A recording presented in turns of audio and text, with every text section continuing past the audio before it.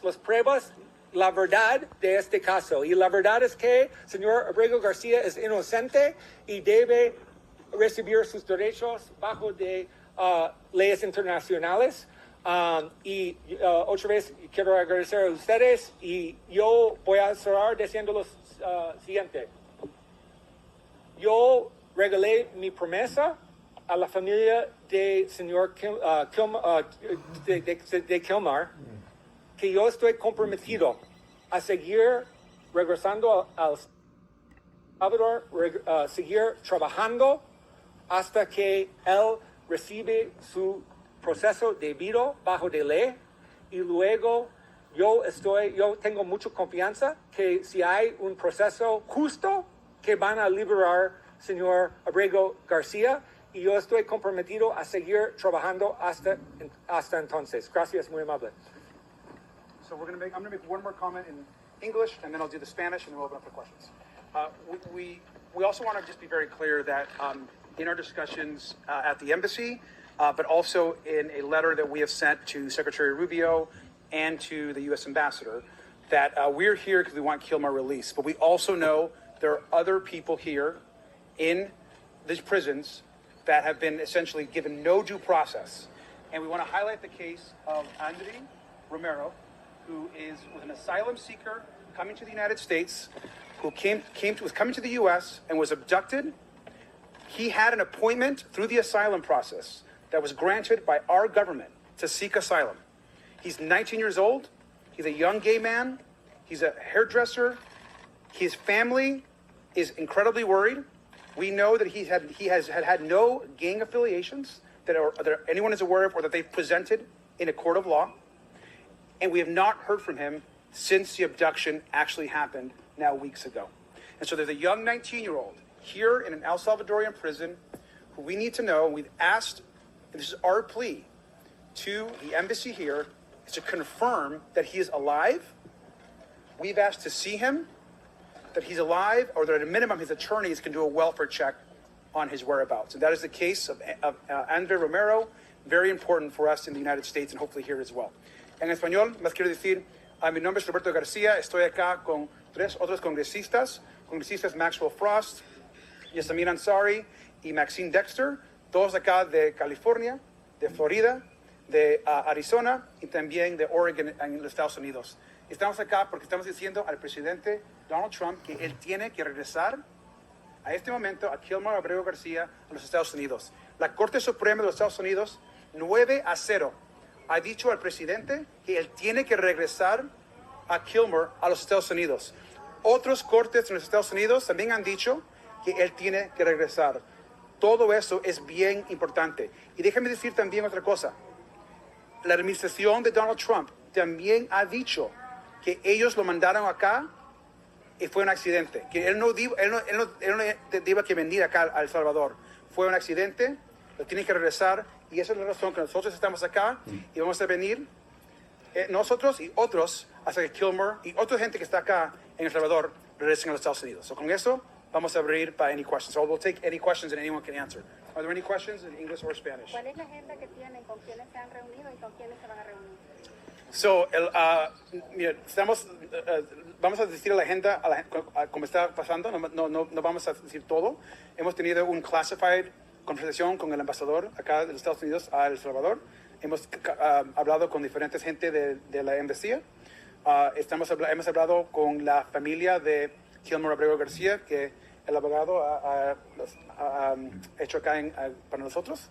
Y también estamos hablando con otros grupos que están trabajando en las áreas de human rights y de que están acá en El Salvador también.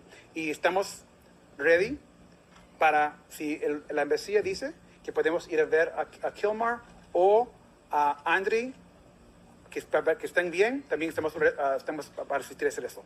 Any other questions?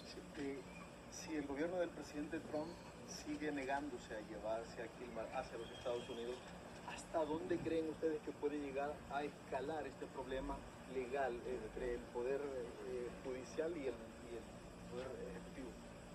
Yeah, well, and yeah, what I would say about this is they're appealing this decision. It's going to go back up to the Supreme Court once again, and But part of this is the courts, but part of it is the people, and it's the whole reason we're here, is the people have to continue to ensure that his story is in the news, that we don't forget about this. Part of what the Trump administration does is they do so much that they try to make sure people forget about them breaking the law, forget about them completely ignoring the Supreme Court. And that's part of the reason we're here today. First and foremost, we want him home.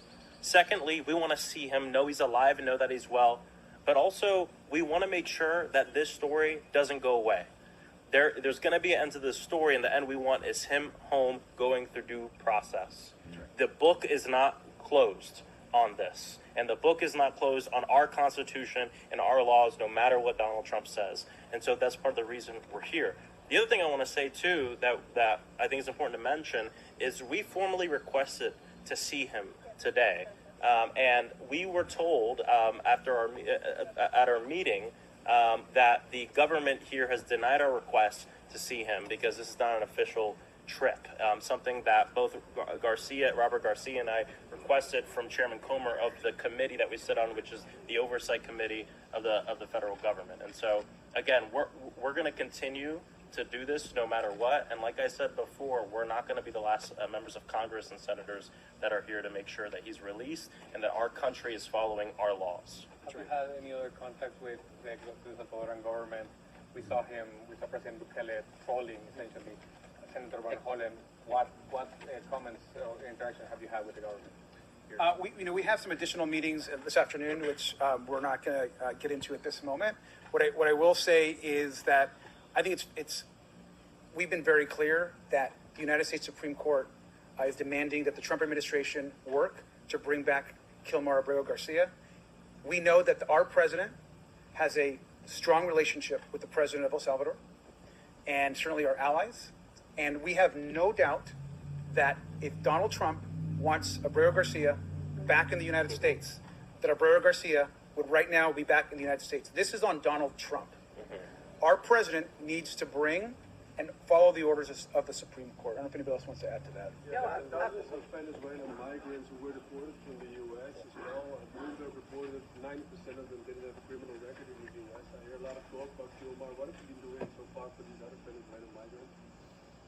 I'll say that is also why we're here and the reason why we think this situation is so urgent, because it isn't just about Kilmar. It is the fact that our government is relentlessly going after any immigrant that's trying to come to the United States or is in the United States without any regard for due process. So while Kilmar's case has been highlighted and we want to see him free, as my colleague said, we want to see Andre Romero free. We want to see those Venezuelans. If they have not been convicted of a crime, they should not be in prison here. So this is about all of it. This is about due process for everyone, and it is just completely egregious that the United States government had these legal processes set up, like the CBP-1 app. People trusted us. Our allies and folks coming into our country trusted that those systems would work, and we turned our backs on them and instead illegally deported them off to a prison where they have no answers, no access to counsel, no anything. So we want to see due process for all of those folks. Are you taking any legal steps in El Salvador? Taking legal steps in El Salvador? You talk about going through the diplomatic route with President Bukele, but are you taking action here legally, because we also don't know what the agreement entails in El Salvador? Yeah, I mean, I don't think we have any comment on that. No, we have no comment on that. We have no comment on that. We're members of the United States Congress. We're here on behalf of our constituents, because if this can happen to Abrego Garcia, happen to people from Venezuela, happen to so many people, it can also happen to our constituents. And any day now it could happen to citizens, because the president himself said that in the Oval Office. This is an affront to our laws, and that's why we're here. We're here doing our jobs. We're representing the people that we were elected to represent, and we're not waiting till it gets so bad that there's nothing we can do. There's something we can do right now. There's something we can do. Any other questions? I'm going to say one more thing also, another question. I'll have Congressman Dexter respond. I think it's really important for the people of El Salvador to know that if you look at recent polling in the United States that just happened 2 days ago, a strong majority of Americans believe that we should not be sending migrants without due process to El Salvador or any other foreign jail. Majority of Americans believe that what's happening here in El Salvador, the American people believe what's happening here in El Salvador is wrong and should be stopped. And I think people need to understand and know that. Any final question? question. Primero porque entiendo de que se pidió que viniera una delegación del Congreso y que esta fue rechazada la petición, pero que si esta se hubiera producido habría venido al menos un congresista del Partido Republicano. Quisiera saber si han tenido acercamientos con los congresistas del Partido Republicano que quieran venir al país. Y segundo, entiendo que el caucus hispano del Congreso pidió el acuerdo porque el documento oficial que regula cómo funciona esto no ha sido público y si se ha producido esto que se haya compartido el documento como tal. So, just to English and Spanish. So, just to be very clear, both Congressman Frost and I requested an official CODEL congressional delegation trip. The only members of Congress that have seen, for example, gone to CCOT, gone to the jail, have been Republicans. There actually have been CODELs that have just been Republican members of Congress only. No Democrat has been allowed to go there. And so we, as Democrats, believe that Democrats should also be allowed to go. So Republicans control the House. They told us that we cannot go on an official trip, but that's not stopping us from going. The Congressional Hispanic Caucus, which you were just asking about, we're both members of the Congressional Hispanic Caucus. We understand that there's still interest, of course, for members to come visit. And I think that's all I can comment about that. If you want to add. I do want to add that what our government is doing, paying for people to be imprisoned in El Salvador, was with the guise of these are criminals. And that has not been proven. You cannot prove criminality beyond a doubt without due process.